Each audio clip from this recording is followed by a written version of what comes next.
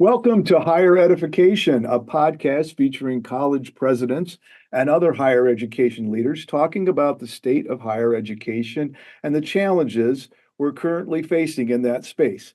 Higher Edification is a production of Misericordia University, and I'm your host, Dan Myers. I'm the president of Misericordia University in Dallas, Pennsylvania, and I'm also known as President Dan on TikTok and other social media if you want to look me up and follow me.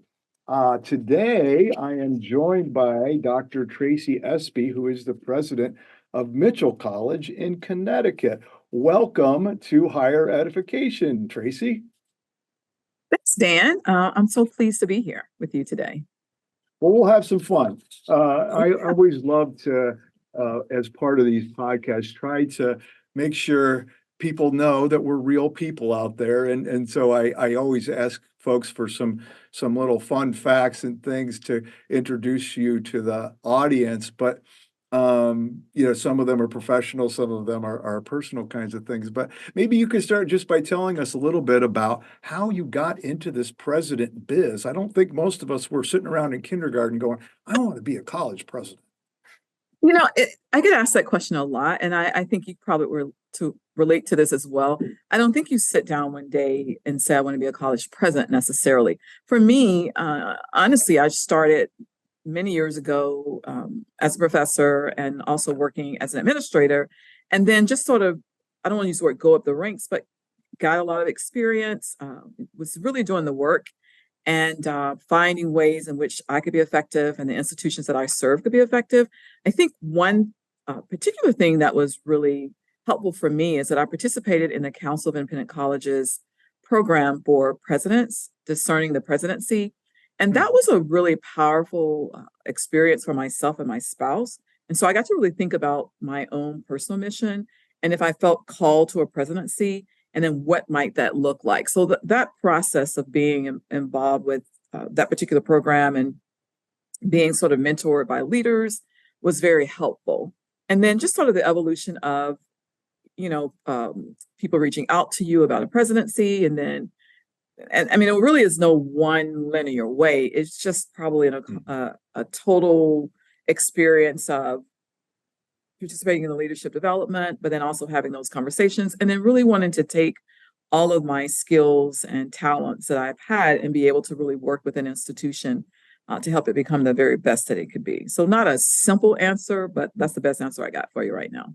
Yeah, no, it's not a simple path, but I don't think for anyone, and even people who take the most traditional route to a presidency, which I would say I think you were a provost, you're a faculty member and a provost, so you're fairly traditional a route up to the presidency.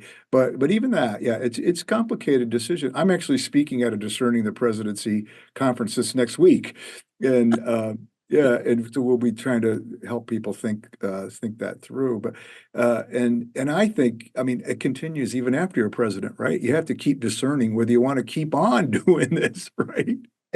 Well, I mean, certainly today in higher education, it's, you can't do it for the money, and you certainly can't do it for the prestige or any of those things. It really has to be about the love of learning, the love of students, and love of community, and believing that in partnership with the different entities in the organization, that you can sort of move things forward to help people reach their ultimate goals in terms of their educational goals and attainment. So I find that is one of the best jobs that I've had. Is certainly, given today's challenges, is one of the most challenging jobs that I've had, given the changes that we've seen in higher education. Mm-hmm.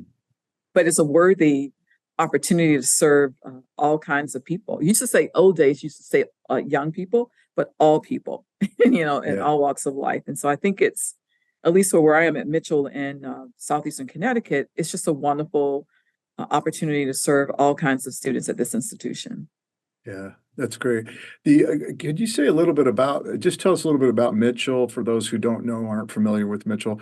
What's the character of the place? What kind of students do you serve? What's the community that you're embedded in there? Tell us a little bit about that.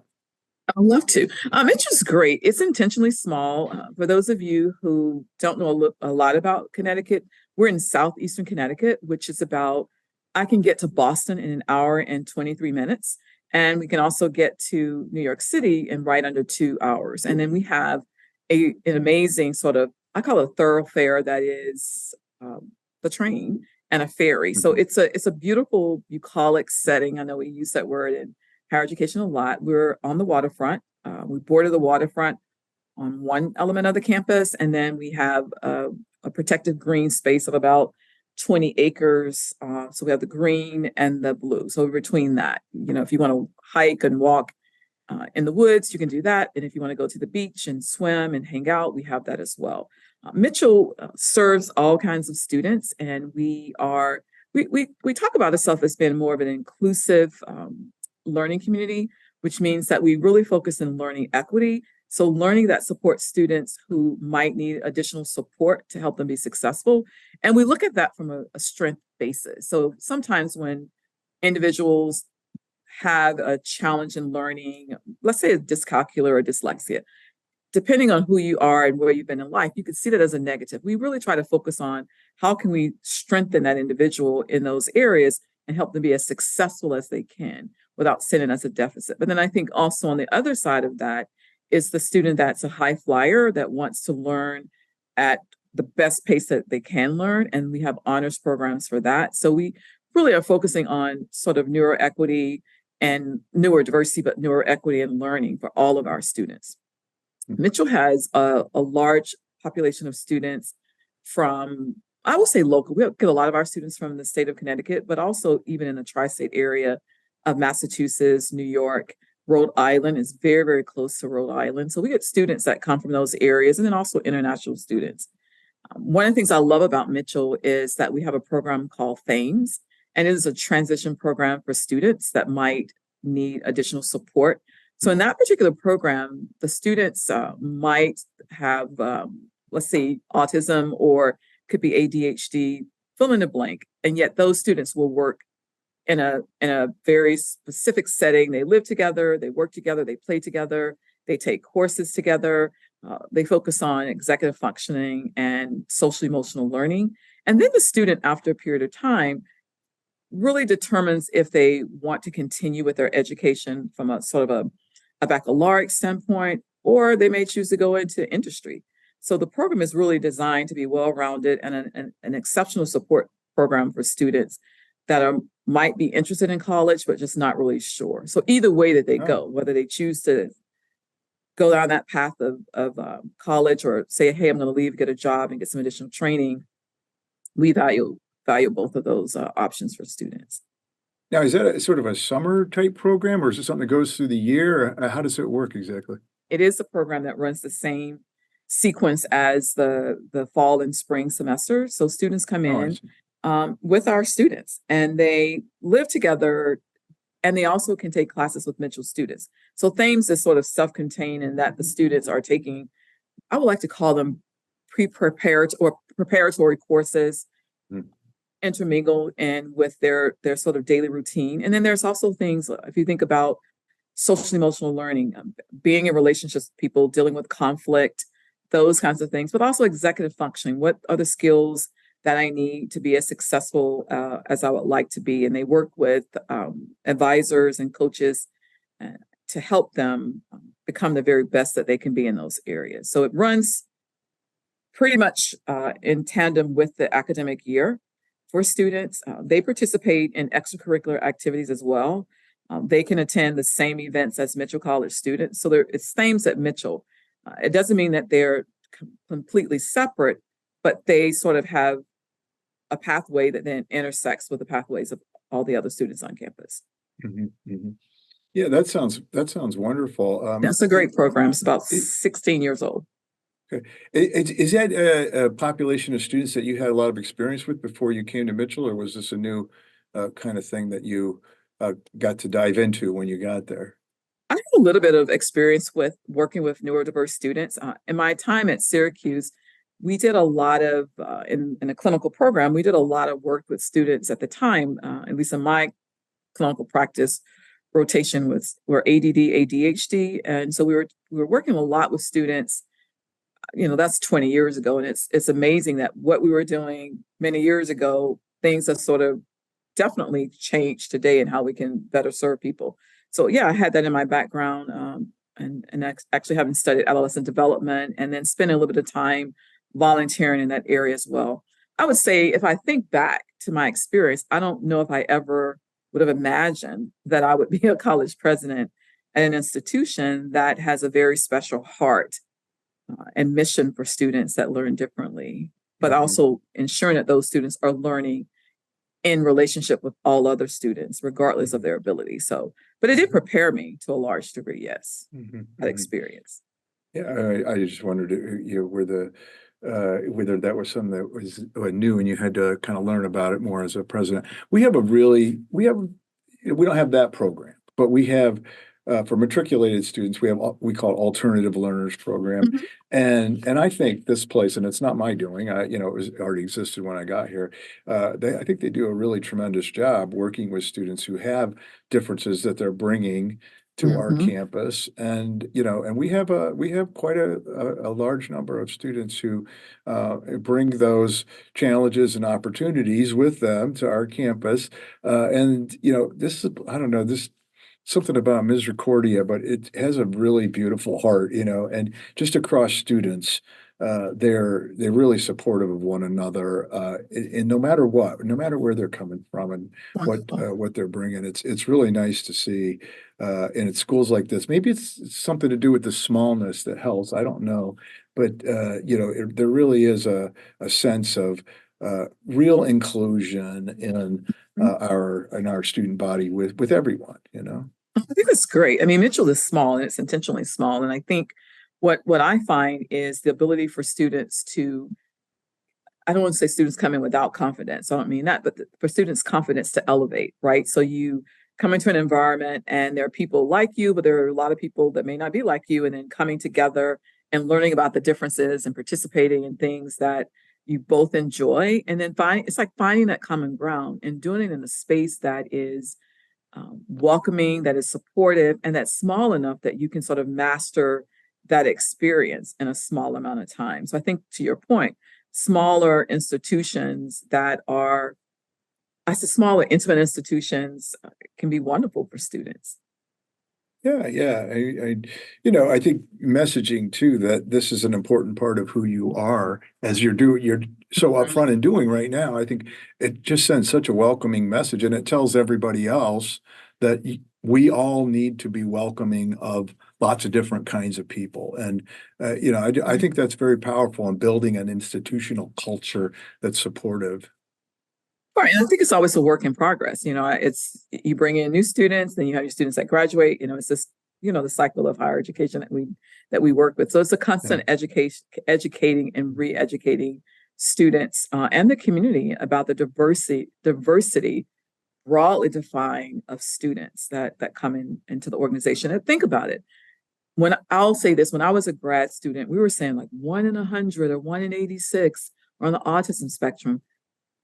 It's now saying 1 in 36, and then even lower than that, 1 in 28. And then in terms of just any kind of disability, which I like to use the word other ability, 1 in 4. So if you think you're in a large room or even in a small room of 10 people, a couple of those people are going to have something that that's an other ability. And so it makes it for me, when I think about people and their differences, it's much more common than we probably like to think that it is, right? And so it's creating those inclusive environments that are supportive and are welcoming and that offer that sort of radical hospitality to bring people in and allow them to experience the very best of themselves and bring in all of themselves to that environment, and not want to not necessarily holding any part of themselves back. That welcome every piece of me, whether it's the piece that works this way or the piece that works the other way.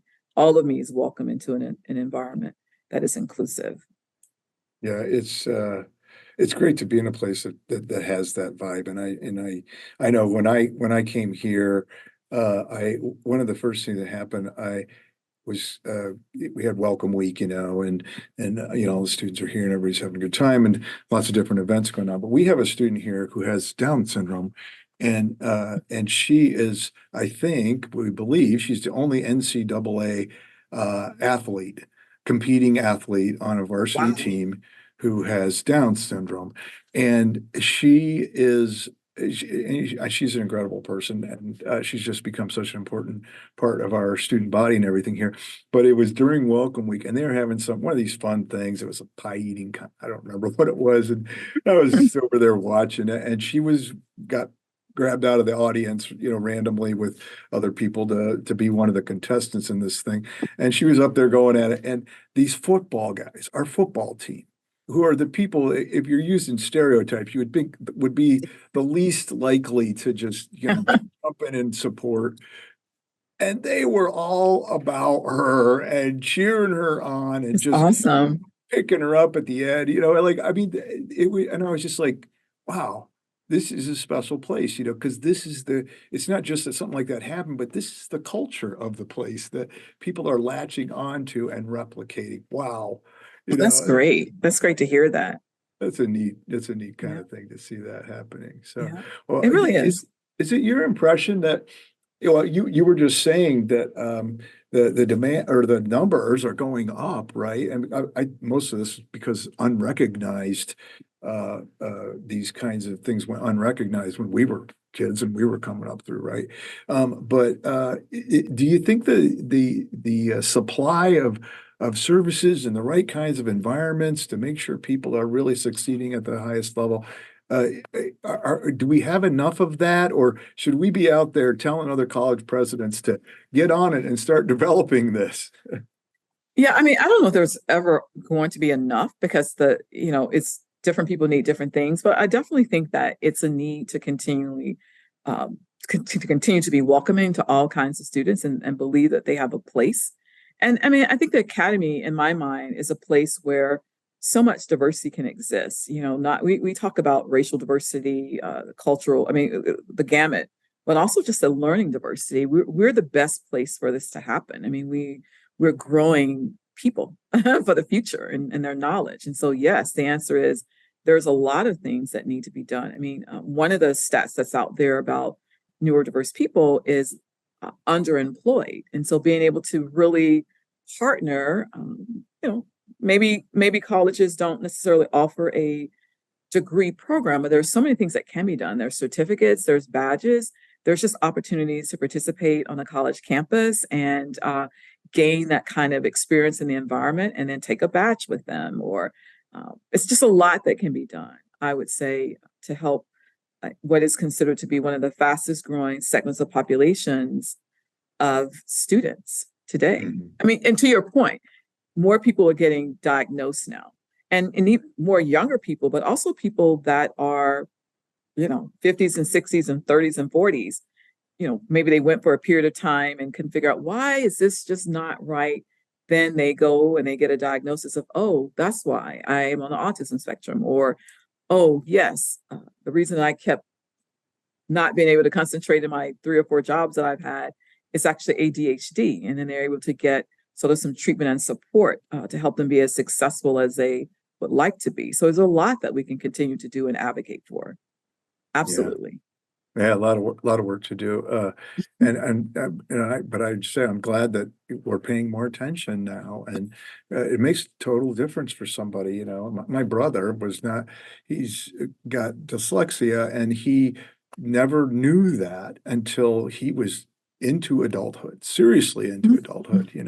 And so, people always kind of treated him strangely when he was in school, in high school and junior high and stuff, and here it was, and something that went unrecognized. And once it really changed things for him in lots of different ways. So, you know, but thank goodness we're doing somewhat better with that these days. But there's No. still a lot of work to do.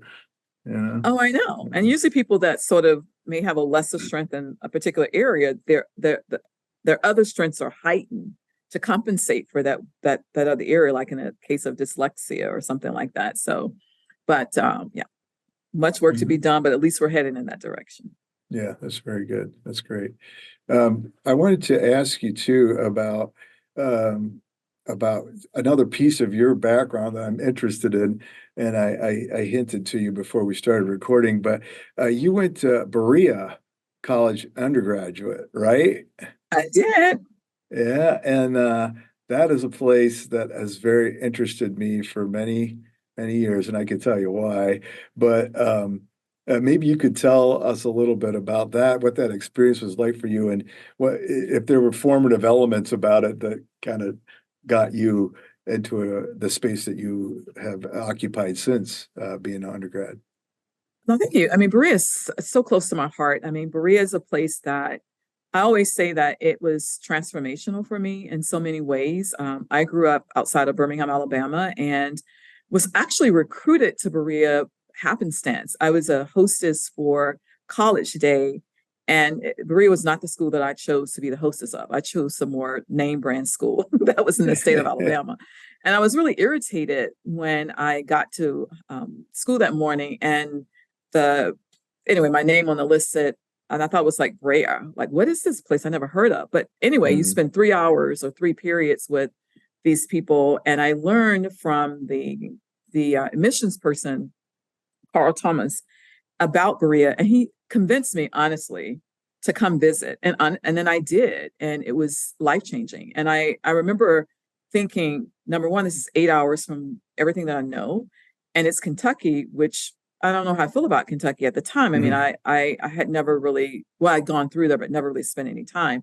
But what Berea provided for me was some discipline. I mean, every student has to work at Berea College 10 hours a week, maybe more now, but the base was 10 hours. And so you don't pay for tuition. And so that part of that working offsets that. And so in the Mhm. community of people, every student works 10 hours, and then some students work 15 hours. And so we had what's called labor assignments. Berea is a select private institution, liberal arts. So there was a lot of focus on the liberal arts, but the community was amazing. The things that I saw in that community definitely shaped a lot of the ways in which I've moved in my career to this day. I mean, we did a lot of work in the Appalachian region and serving communities. I mean, some of the lowest wealth communities that I'd seen where people were living in cinder block homes. They were living multi generational. It was just very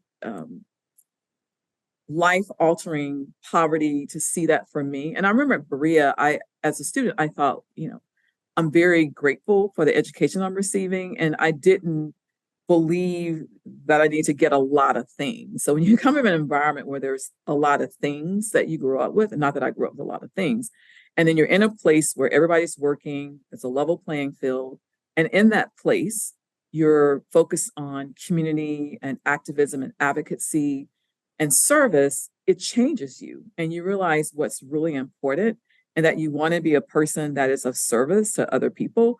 And so I came in with a service background and a social justice background from my parents who were, you know, not necessarily involved in the civil rights movement as prominent people were, but were definitely engaged in that. And so it really was sort of a good character building and lifetime trajectory building for me. I always tell people if there wasn't a Berea, I would never have gone to Pfeiffer, which is a college that was, started by a United Methodist woman, or I probably would have never have come to a small college like Mitchell that really tries to serve people in a different way. But it was those early experiences in my family, and then of course Berea, that sort of crystallized for me the importance of what it means to really live in purpose and meaning and to give back to people while you're Mhm. also doing what you love. So Berea, as you can tell, is very close to my heart, and a place that does amazing work Mhm. in the community and with young people. Yeah. Well, the reason I was always been sort of interested in it was because when I got out undergraduate, I went into a graduate program in higher ed student affairs Oh, mhm. and got a master's at Ohio State. And then I worked in a residence hall system at Ohio State, and they had this one residence hall. Ironically, they didn't want you to call things dorms anymore. We Oh, had gotten that away can't from say that. that. But this particular one actually had legacy names, the Stadium Scholarship Dormitory. And it was actually built in the football stadium under the seats. And it had started back after World War II or something. And when these GIs came back and they couldn't afford room and board, and they just said, the universe said, okay, well, you guys can just put some bunks on underneath the seats and take care of your own stuff, cook for yourself and clean up after yourself, and you won't pay room and board.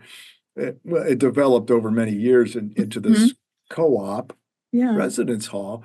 And so everybody is just like Berea. Everybody who lived in there had to work in there. They did, I think it was 10 hours a week, something like that. And they did all the cleaning, they ran the whole cafeteria, they did the Oh, wow. office, they did the security, light maintenance, everything. Yeah. And it produced what you're talking about, right? Which is an investment in the community in a way that changed people and it connected them to one another in a way that was so, so powerful. So I got to direct that Oh, that's residence great. hall for a couple of years. It was fabulous. And so, and then I thought, wow, wouldn't it be great if you had a whole university like this? And then I learned about Berea You and I was like, too. A there it college. is. They're doing it, you I know? know. It's great. And you mean the Ohio State University, don't you? Well, it wasn't back then. I know, I know. I almost went there. I know. I actually almost went to Ohio State for grad school, but it was just too big for me.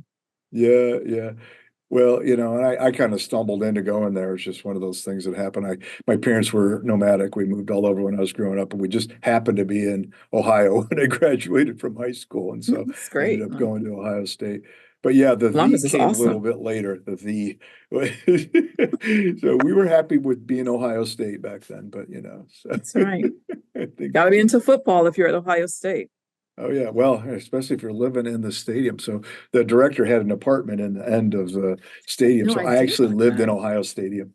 That yeah, I mean, mm, yeah, I don't know what to say. The people that I know from Ohio State, it's like everybody went to the games, the football. I mean, it's just like religion. You just did that. For sure. It was part of the culture there. But yeah, that's cool. Yeah, yeah, no question But about it. that's my Well, Berea story. that's fantastic, and it's just amazing what you get from an environment like that, where really it's built to produce everybody being invested in what's going on. Mhm. And well, it can really make a difference in your relationships and how people respect the environment and what they're doing too, right? Because you kind of see a different kind of level of people investing in themselves in a way and in the environment through that kind of engagement. Well, you do, and you think that, oh, what's 10 hours? And you're like, oh yeah, actually 10 hours is a lot. you know. I mean, I was working in high school, but I think that balancing everything and being engaged and involved as an active citizen of the community was a lot. But I mean, I certainly have benefited from that type of education. So I'm very grateful for that. Yeah, yeah. Yeah. I, Mhm. I've never been there. I hope to visit there at some Oh, you point. should go. I mean, you would love it. I mean, Berea, as you know, I don't know if you know this, but Berea has a cottage industry. So there's woodworking, there's weaving, and I mean, there's a Hmm. whole pretty significant cottage industry from many, many years ago that students would work in those industries. I'm sure they do now, but it's people come to Berea just to look at crafts and different things like that. Yeah, I watched a few things online about it when I saw, or I think Colleen, actually, one of our prior guests, I tipped know, Colleen. tipped me off that you went to Berea, and I wanted to make sure I was saying it right and everything. So I went online and It's and not Berea, it's Berea. yeah, right. And so No, I it's and great it, though. so I Mhm. learned a little bit and heard some testimonials from students, and wow, they glow about that place. That's really something special. So yeah. Yeah, it's And then, great.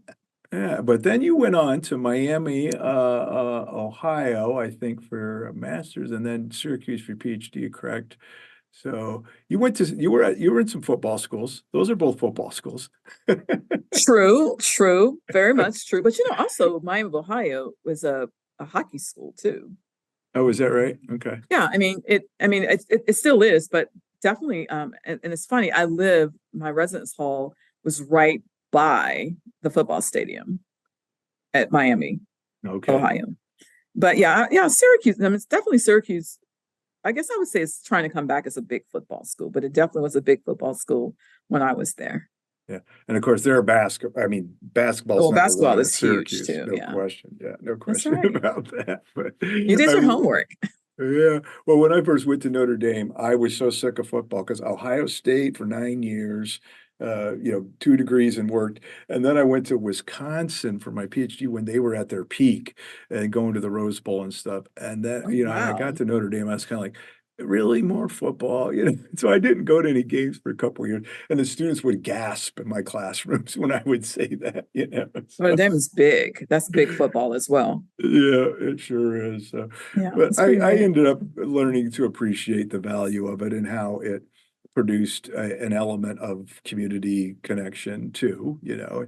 And you know, all of these things comes with good and bad with them, of course. But I ended up appreciating it over the time I was there. So I think it's yeah, great. I love football. yeah. I'm a big fan, except for the head injury stuff was just so devastating now. It's like it's hard for me to watch and see these guys, you know, banging their heads together. But you know, it's whew, that's Yeah, well, rough. I think the good news is that we now are much more proactive about that. Hmm. As obviously we don't have a football team, but I imagine you and your team are much more proactive about that, and there's so Yeah. much protocol set in play to really work with these folks. So you don't know what you don't know, and then of course the research side of it tells us all of the kinds of things that happen to people as a result of the head injury. Yeah. I mean, I even played football as a young person, powder puff, but I did play. Hmm. It's Well, totally yeah, different. So it's a joke. It's totally duck and tan than actual, head butting and that kind of stuff. But I did play powder puff football. well, you had on your list of one thing that was one of your personal tidbits for me was the value of exercise. Oh And gosh, yeah. yeah, and I think about that a lot in this job because it's very demanding time-wise and so forth. And I, you know, I'm always trying to figure out how to do that. What do you do to keep yourself together, I guess, as a university president when you're you know, our time is so stretched. Well, not enough, but I do try to walk and go to the gym whenever I can. I mean, this year is a much more. This was a I say that every year is a busy year, but this was a very busy year for me. But I do try to get some exercise. I have bands, and I'll do something on YouTube if I can't get out. But I really work hard to get those steps in, and or get to the gym. Weightlifting or strength training, I'll say is a big deal for me in terms of just feeling strong and understanding that if I don't do it, the long-term consequences are not great, but I have to do something in order to stay level. Well, do you go over to where students work out and do they get to see the president lifting weights or do you have a do you Oh, go yeah, off? no to that. No? No, I'll go to the YMCA, or I have some little weights at home. But typically for me to do this, and you probably know this too, it's early in the morning is the best time that works for me. I'm a morning person, so early in the morning, and or after I'm done at night. So I just Yeah. try to get in as much as I can. I'm usually spent by the nighttime, so I try to do it. I was out there running at 5:30 this morning, so you know, you Yeah, gotta but fit you it you in have somehow. to. Yeah. Well, and I think given it's just, I mean, given all of the things that we've dealt with this year and managing your time, and then there's donor conversations, there's student events, and there's a lot that goes into this job, and it's 24/7. And so you have to sort of carve out at least 45 minutes to an hour and 15 minutes for yourself if you can, 3 to 4 Yeah. days a week. Yeah. I Well, try. it's interesting. You know, just about everybody's been on here. I said something about that topic in a way because it's so challenging to do that and to, you know, maintain some sense of, you know, physical health when you're so pulled in so many directions so many times a day. So Well, there's so much mhm. sitting and eating. Yes, yes, no doubt, no What? doubt. I mean, you have Uh, to be really careful. I got a standing desk a couple years ago, and that's been helpful for me. First few weeks of doing it, I was extremely tired standing up all day, but it did help because then I got, you know, I'm getting a little bit of exercise. I'm not standing while I mean, I'm not sitting while I'm answering email and stuff at least, you know. All the other meetings I'm gonna be sitting, right? That's right. Well, that's a really good idea. I had a standing desk, but I didn't really use it well, so I gave it to someone else. Oh. Yeah, I just said, you know what? Let me just be real with myself. So um, someone else is using it. But that's a good idea. That's a great Uh, concept, though. It really is. One of the reasons that, we are so stressed, I mean, there's big challenges in the higher ed space these days. It's stressful in very many ways. And, one of the things we're all struggling with is, the kind of finances of our institutions. I mean, everybody's struggling with that. That's not unique to our kind of schools or anything. But, one way of trying to address some of that is looking for things besides the traditional revenue Yeah. streams. Hmm. What are you all doing in that space to try to boost your revenue coming into your school? No, that's a great question. Thanks for asking. I mean, I came into Mitchell knowing, well, I came in here in 2020, so it was right during Oh, the geez. pandemic, but all of us thought the pandemic was going to be this little tiny thing that would be over, sooner. But, prior to the pandemic and then looking at Mitchell, so it's I sort of segue in that. I saw that it was going to be necessary to have multiple streams of revenue. And even when I was working with Colleen back when in her second presidency, the institution was looking at those opportunities as well, right? So I would say to our team is that if we only focused on what we were doing in terms of tuition, we were getting places, we were doing great, but we needed to have if we wanted extra, we might want to consider some other things. So when I looked at Mitchell and Mitchell's portfolio, we had something that was really unique. I mean, the college owns a dairy. It's not a Hmm. working cow dairy, but we have a freestanding dairy that's very successful. We have a children's learning center, and we had various different entities that, in my mind, I saw it immediately as the potential to grow revenue, to offset anything, and to add to increase whatever. And so for us, it's been about growing our auxiliary business in a twofold way. One, definitely for the expanding revenue, but also for student experience, experiential learning, students being able to Hmm. work in those entities that we have as learning labs and then gaining that real world experience, very similar to what I did at Berea, where Hmm. in Hmm. my time I worked at the log house craft room selling the Berea crafts, and then other time I work in the gym. So being able to utilize the assets that we have as an institution to really move to an area where we were not as dependent upon tuition. So my vision was for the institution to be something like 60-40, right? So 40% of our revenue comes from non-tuition revenue and then 60 from tuition. So, an ideal situation where, we're building the endowment. We're able to push our resources out to do things from a cash perspective. So for me, it was really about taking what you have and making it work in a different way. And I think a lot of folks in higher education focus on doing that today. Yeah, people talk about it. Whether they're getting anything done on is a different question, I suppose. But I hear this a lot, and sometimes I probe a little bit, and they end up telling me a different version of tuition, right? Is what they're going to try to do. And but you're doing some things that are really actually outside of that. That's interesting. How are you making progress on that 60-40 goal? Is that coming into focus? Where are you with It that?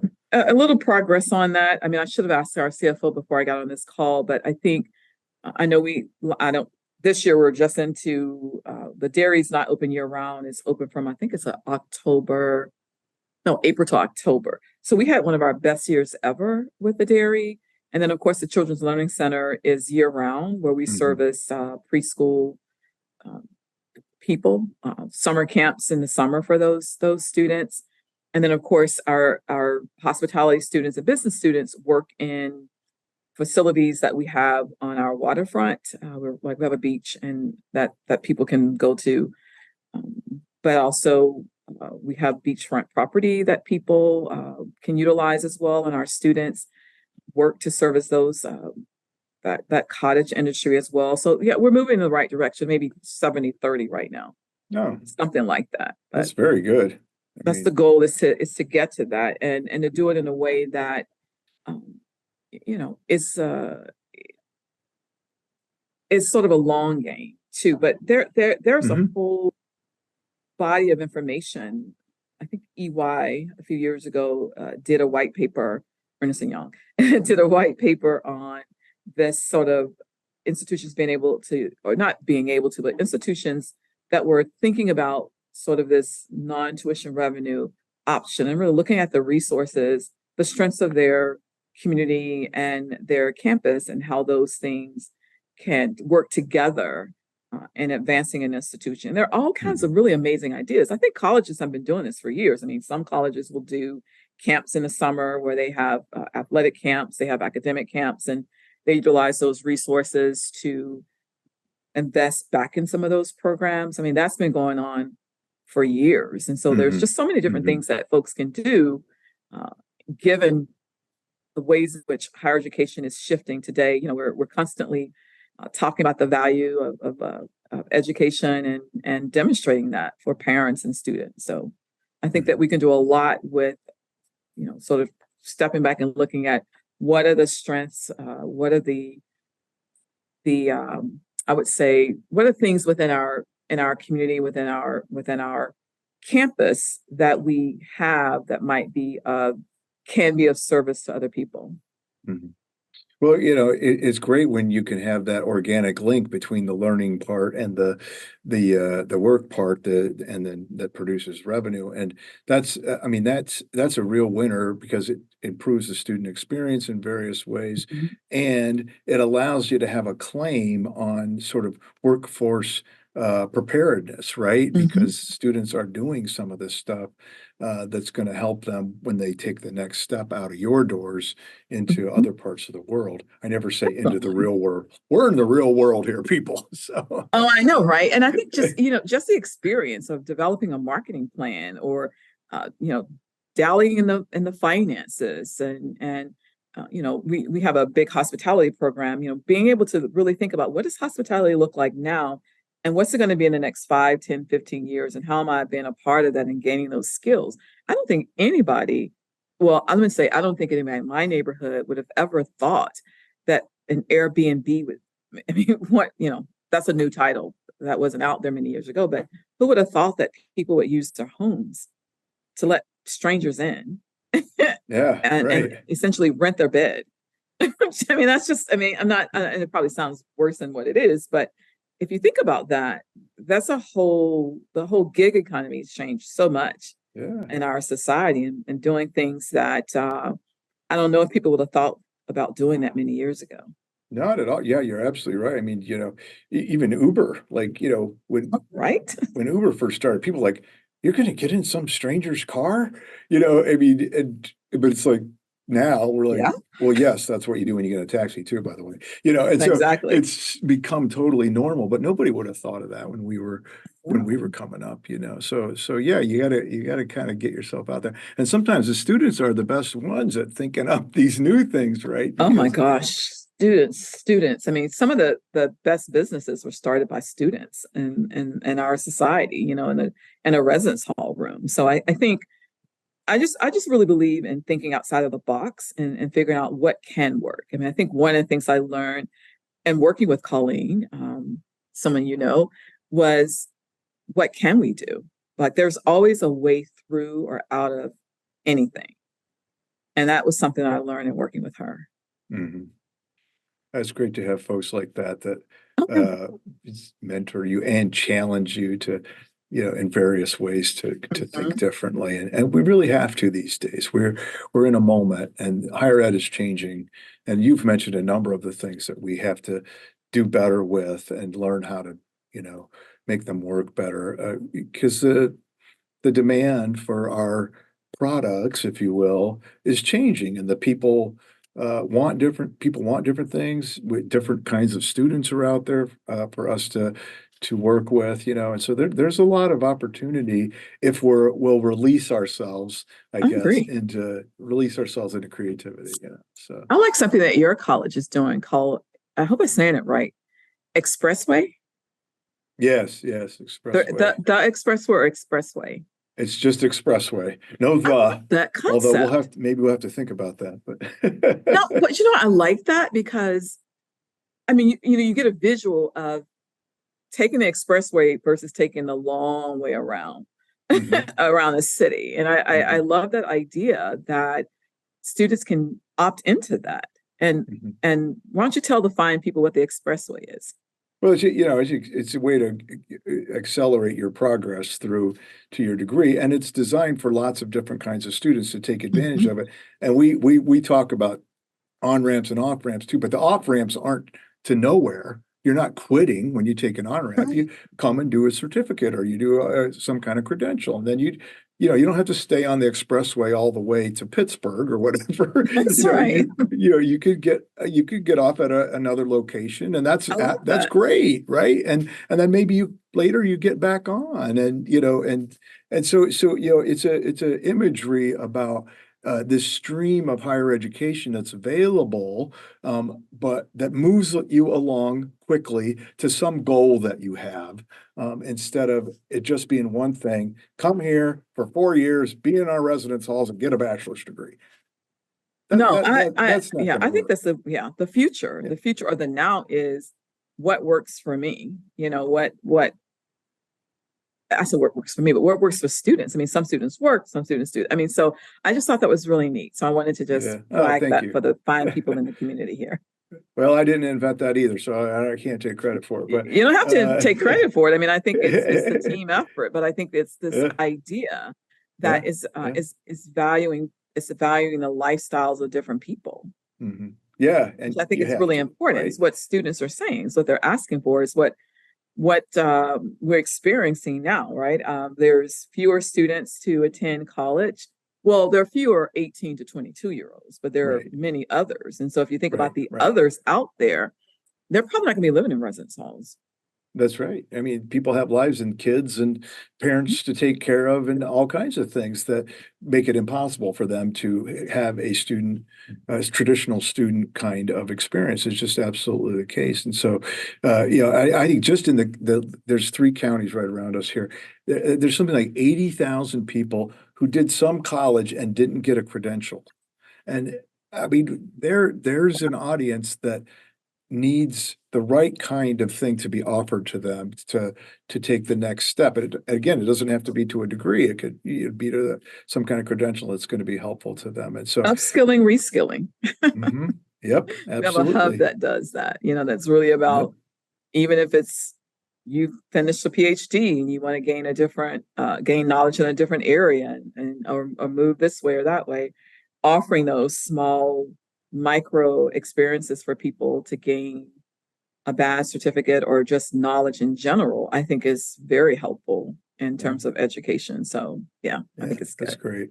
Well, Tracy, this has been great talking to you. And I love talking to people who are thinking outside the box and are trying to really understand how we can do things differently to meet the needs of the world around us. And you obviously are doing that at Mitchell, and I applaud you for that. And so everybody out there, check out Mitchell. If you like what you heard today, go see if Dr. Tracy Espy's school is a good place for you. We would love to have you check them out. So we'll get a little commercial for you in there at the end there, Tracy. You, Dan.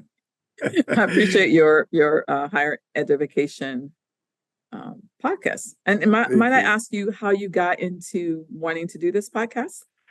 Well, it was just, some of the rhetoric that's around about higher education these days. It's, in my view, it's exaggerated with kind of examples of things, exotic examples that people come up with.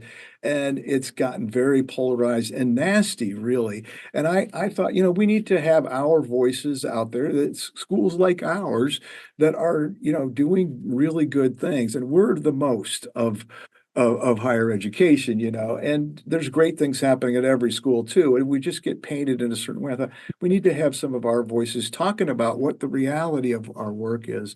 And so I thought, well, let's get some folks on out there who can be heard about the great things that are happening That's at their great. schools. And maybe people can appreciate what's going on in our industry a little bit differently and better. So Well, that's what I that's thank you what for we're looking thinking of that. No, I think that's great to think of that. And thanks for having me on. It's been nice to meet you, and it's been nice to learn about your college as well. Thanks. Well, it's been great to have you on, Tracy. Everyone out there, I want to thank you for joining us too for this edition of Higher Edification. And we've been speaking with Tracy Espy, who is the president of Mitchell College in Connecticut. Join us next time, about 2 weeks from now, for another episode of Edification. And in between now and then, think outside the box and do your best work, folks. Thanks for being with us.